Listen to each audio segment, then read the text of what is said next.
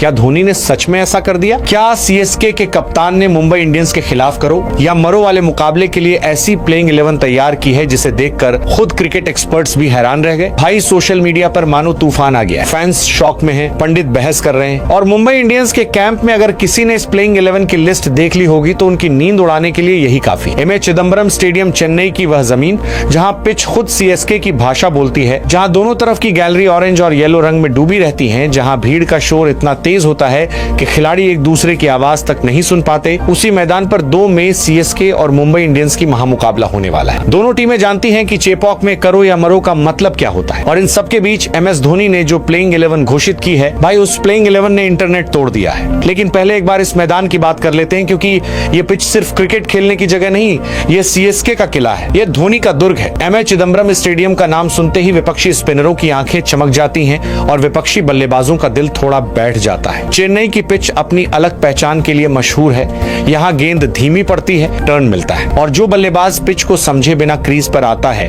वो जल्दी वापस भी चला जाता है। धोनी इन सारी चीजों को 20 साल से जानते हैं। उन्हें पता है कि चेपॉक की पिच पर कैसी टीम बनती है और इसी वजह से जब उन्होंने इस मैच की प्लेइंग 11 घोषित की तो ये सिर्फ 11 नाम नहीं है, ये एक बहुत ही सोच समझकर तैयार किया गया बैटल प्लान है मुंबई इंडियंस जैसी विस्फोटक और टैलेंटेड टीम को उसी की भाषा में जवाब देने के लिए। भाई सीधी बात बोलूं तो मुंबई इंडियंस को इस प्लेइंग 11 को देखकर गंभीरता से सोचना चाहिए था और अब मैं एक एक नाम आपके सामने लाता हूं, लेकिन एक शर्त है, धैर्य रखो क्योंकि हर नाम के साथ एक कहानी है, एक तर्क है, एक धोनी का मास्टर प्लान है। तो चलिए शुरुआत करते हैं। सबसे पहला नाम सीएसके की बल्लेबाजी का वह एंकर जो रन बनाता है, टीम को बेस देता है और दबाव में भी अपना खेल नहीं भूलता। भाई जब ओपनिंग साझेदारी की बात होती है तो चेपॉक की पिच पर आपको ऐसा ओपनर चाहिए जो शुरुआत में पिच को समझे, धीरे धीरे सेट हो और फिर रफ्तार बढ़ाए और धोनी ने पहले स्लॉट में जो नाम चुना है वह है ऋतुराज गायकवाड़।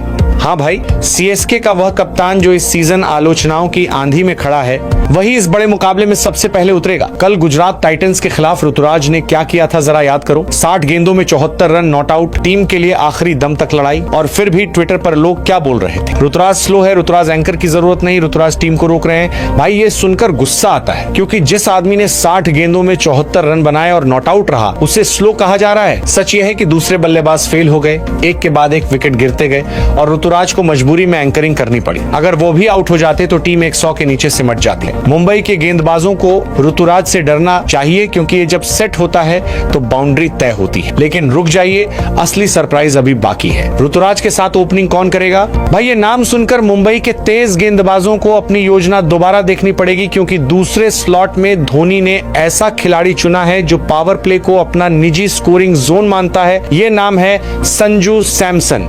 भाई संजू सैमसन और पावर प्ले, ये कॉम्बिनेशन मुंबई के लिए सीधा खतरनाक है। जब इनका बल्ला चल जाता है तो फील्डरों के पास सिर्फ गेंद ढूंढने का काम रह जाता है। ये विस्फोटक हैं, निडर हैं और बड़े मैच के खिलाड़ी हैं। करो या मरो मुकाबले में टीम को सर्वाइवल मोड नहीं, अटैक मोड चाहिए और संजू उसी मोड का नाम है। वह मुंबई की सीएम और स्विंग को सम्मान जरूर देंगे लेकिन फ्रंट फुट पर आकर बेखौफ रन गति सेट करेंगे। धोनी का यह फैसला साफ संदेश है, हम चेपॉक में बचाव करने नहीं टक्कर देने आए। और अब 3 नंबर पर जो खिलाड़ी आ रहा है उसका नाम सुनकर युवा आक्रामक क्रिकेट फैंस की आंखें चमक जाएंगी। ये वो खिलाड़ी है जिसे एक बार लय मिल गई तो फिर बाउंड्रियों की गिनती नहीं होती। 3 नंबर पर है उर्विल पटेल। भाई उर्विल का खेलने का अंदाज देखना हो तो एक बार रिप्ले चला लो। क्रीज पर सेट होते ही ये बाउंड्री की बारिश शुरू कर देता है। इसका निडर इरादा, किसी भी गेंदबाज पर टूट पड़ने की मानसिकता मुंबई इंडियंस के लिए बड़ा खतरा है। धोनी को पता था कि 3 नंबर पर ऐसा खिलाड़ी चाहिए जो मिडिल ओवर्स में पहले से बना मोमेंटम और तेज कर दे। उर्विल की युवा ऊर्जा, उसका आक्रामक खेल और हिटिंग क्षमता सीएसके को तेज शुरुआत दिला सकती है। मुंबई के गेंदबाजों ने अगर इसे सेट होने दिया तो फिर फील्डर सिर्फ भागते दिखेंगे। धोनी का सबसे खतरनाक कार्ड अभी भी बाकी है। 4 नंबर पर जो आता है वो सिर्फ रन नहीं तक आ रहे हैं, वो टीम के लिए अपनी जान लगा देता है।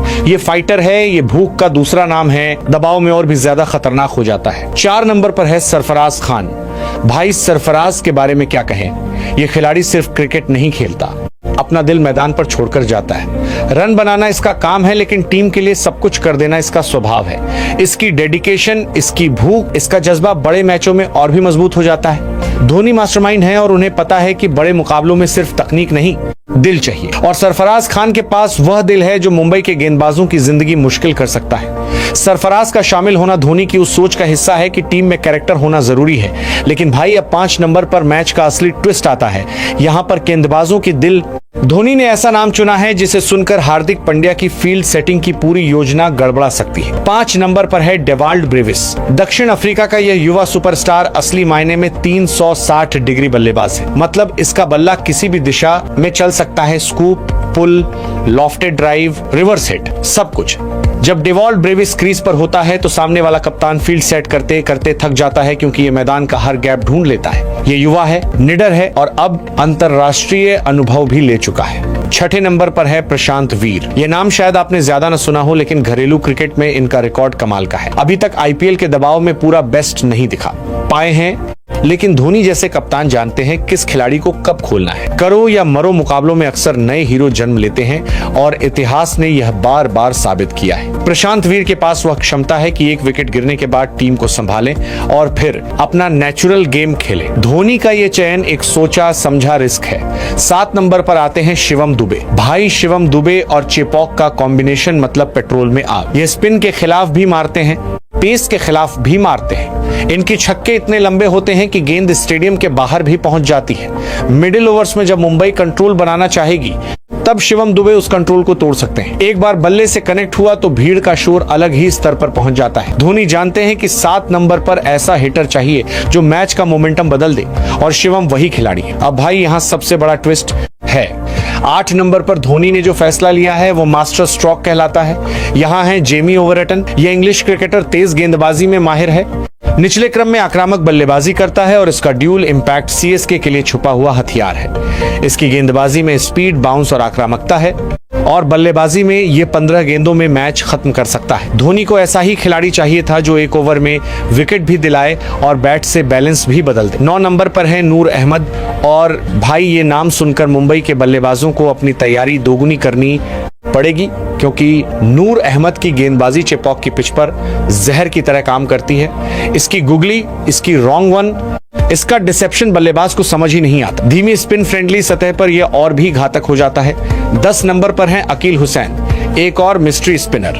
भाई ये धोनी का स्पिन ट्रैप है। पहले नूर अहमद, फिर अकील हुसैन। मुंबई के बल्लेबाज सोचते रह जाएंगे खेलें तो खेलें कैसे।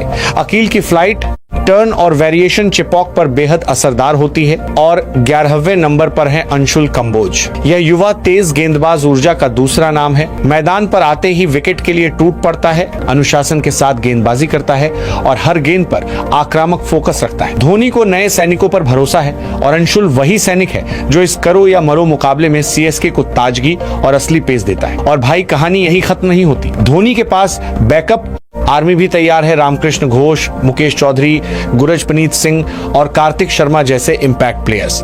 ये सिर्फ बैकअप नहीं, धोनी के ट्रम्प कार्ड है। मैच की स्थिति बदलेगी तो धोनी के पास हर चाल का जवाब है। सोशल मीडिया पर फैंस लिख रहे हैं कि धोनी ने प्लेइंग 11 नहीं, शतरंज की बिसात बिछाई है। कोई कह रहा है यह स्क्वाड नहीं, हथियार है। और सच भी यही है। ऊपर ऋतुराज, संजू और उर्विल का कॉम्बिनेशन, बीच में सरफराज, ब्रेविस और प्रशांत की विविधता, नीचे शिवम दुबे और जेमी ओवरटन की ताकत, गेंदबाजी में नूर और अकील का डबल स्पिन जाल, और आखिर में अंशुल की ताजगी। भाई ये कोई रैंडम प्लेइंग 11 नहीं है, ये पूरी तरह सोचा समझा युद्ध प्लान है। ये धोनी का मास्टर प्लान है मुंबई इंडियंस को चेपॉक में धूल चटाने के लिए। अगर ये प्लेइंग 11 क्लिक कर गई, अगर टॉप ऑर्डर ने शुरुआत दी, मिडिल ऑर्डर ने उसे बढ़ाया, स्पिनरों ने पिच का पूरा इस्तेमाल किया और पेसरों ने शुरुआती झटके दिए, तो भाई मुंबई इंडियंस के लिए एमए चिदंबरम स्टेडियम से सही सलामत निकलना बहुत मुश्किल हो जाएगा। और उस रात पूरा क्रिकेट इंडिया फिर वही कहेगा जो सालों से कहता आया है।